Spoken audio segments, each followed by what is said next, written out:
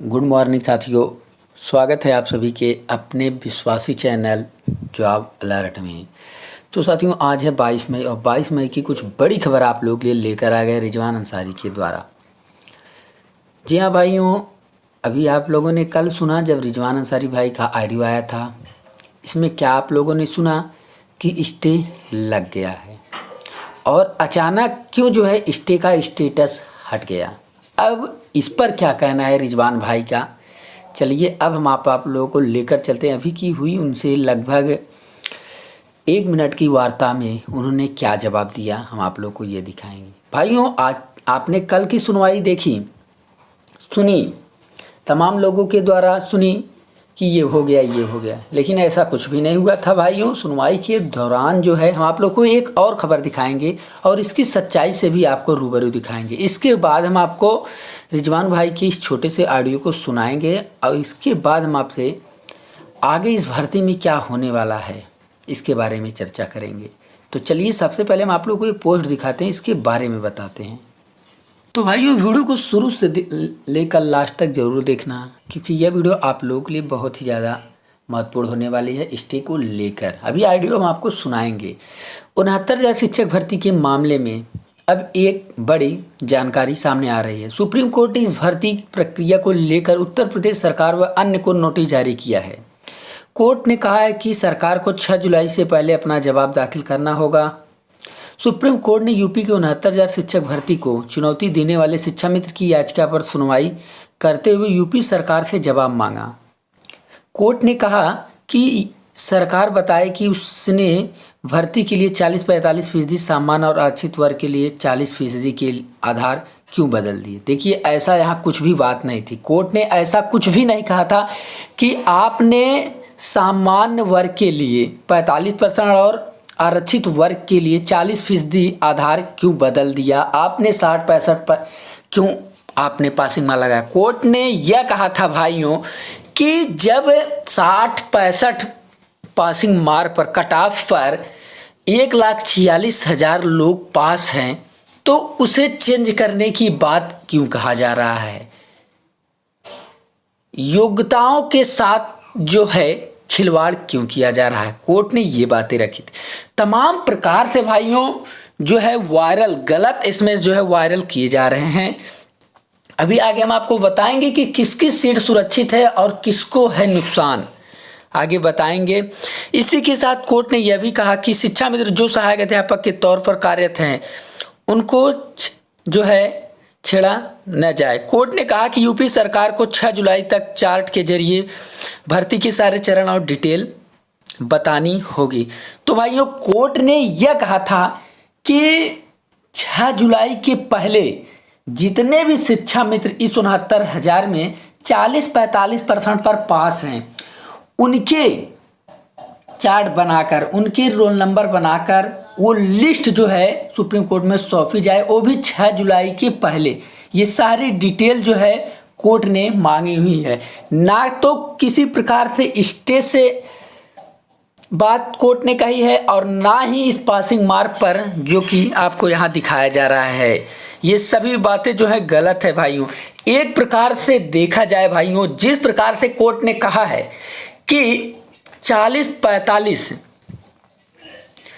पास सभी शिक्षा मित्रों की लिस्ट जो है 6 जुलाई से पहले दी जाए, तो ऐसे में अब शिक्षा मित्रों को यह उम्मीद बन गई है कि हमारी सीट जो है कहीं ना कहीं सुरक्षित है। लेकिन भाइयों, सुरक्षित भी है, नहीं सुरक्षित है, क्योंकि अभी तो जो है सिर्फ लिस्ट मांगी जा रही है। लेकिन एक बात तो यह तय है कि क्या शिक्षा मित्रों के साथ लड़ रहे दूसरी पार्टी को नहीं मिलेगा कोई भी चांस।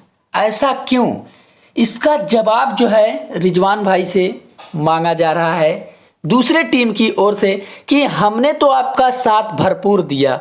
आप सीतापुर टीम से मांगा जा रहा है कि हमने आपका साथ हर कदम कदम पे दिया जब आप कह रहे थे कि 40-45 जितने भी समर्थक हैं आप हमारा समर्थन कीजिए, हम आपको न्याय दिलाएंगे।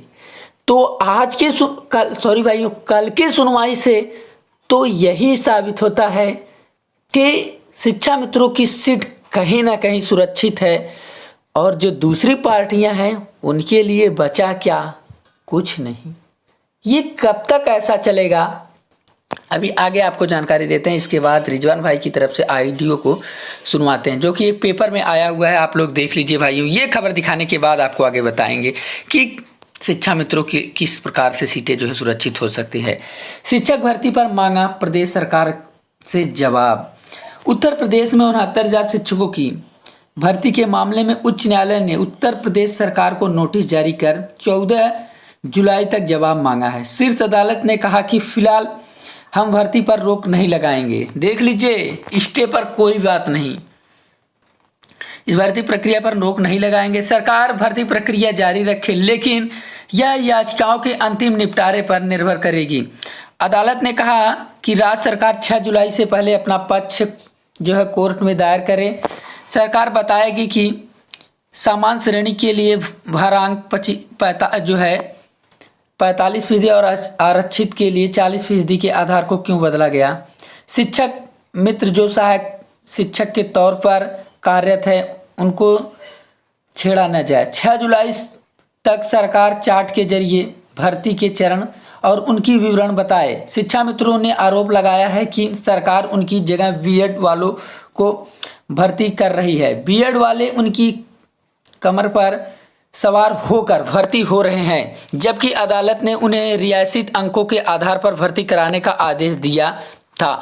तो भाइयों, यही जानकारी फिर से इसमें आपको देखने को मिल रही है पेपर में भी।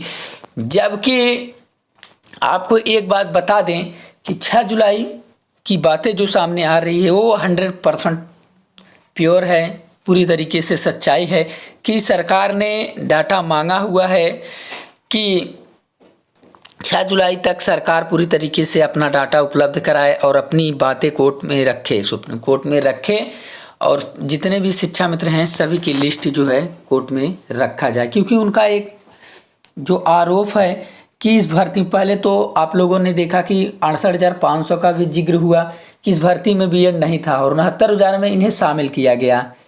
अपेंडिक्स 1 की बातें भी रखी गई, जो कि पूरी तरीके से अपेंडिक्स 1 की बातें जो है सुप्रीम कोर्ट में भाइयों पूरी तरीके से कोर्ट जो है इससे सहमत भी दिखा। अब हम आप लोग को आगे लेकर चलते हैं। नोटिस आप लोग देख लीजिए, कुछ इस प्रकार की नोटिस रही भाइयों। अब हम आप लोग को आगे लेकर चलते हैं अगली खबर की ओर। जाते जाते भाइयों हम आपको ये बता देते थे, मान लीजिए इस खबर का जवाब अगर सरकार को देना होगा, तो अगर सरकार तो बस यही कहेगी कि इस बार जो है कैंडिडेटों की संख्या अधिक थी इसलिए पासिंग मार्क अधिक लगा। आप लोगों ने अभी तक सिंगल बेंच से लेकर डबल बेंच में देखा कि कैंडिडेटों की संख्या जो है बहुत ज़्यादा थी, इसलिए पासिंग मार्क अधिक लगा। इसका सीधा जवाब यही आएगा। हम आप लोग को आगे लेकर चलते हैं अगली खबर की ओर भाइयों। तो अब भाइयों हम आपको सुनवाते हैं एक छोटी सी ऑडियो, जो कि अभी उनसे बातचीत से पता क्या चला है, क्यों जवाब देने से वो बच रहे हैं स्टे के मामले पर। तो यहाँ भाइयों थोड़ा पोस्ट के माध्यम से भी उनके द्वारा जानकारी आई, देख लीजिए। अभी कुछ देर पहले सुप्रीम कोर्ट की वेबसाइट के स्टेटस में केस में स्टे होने की बात मेंशन थी, लेकिन अब उसी स्टेटस से ये पॉइंट हटा दिया गया है। ये कैसे हुआ, क्यों हुआ ये स्थिति आज के प्रोसेसिंग ऑर्डर अपलोड होने के बाद ही स्पष्ट होगी। कृपया तब तक सभी साथी धैर्य रखें।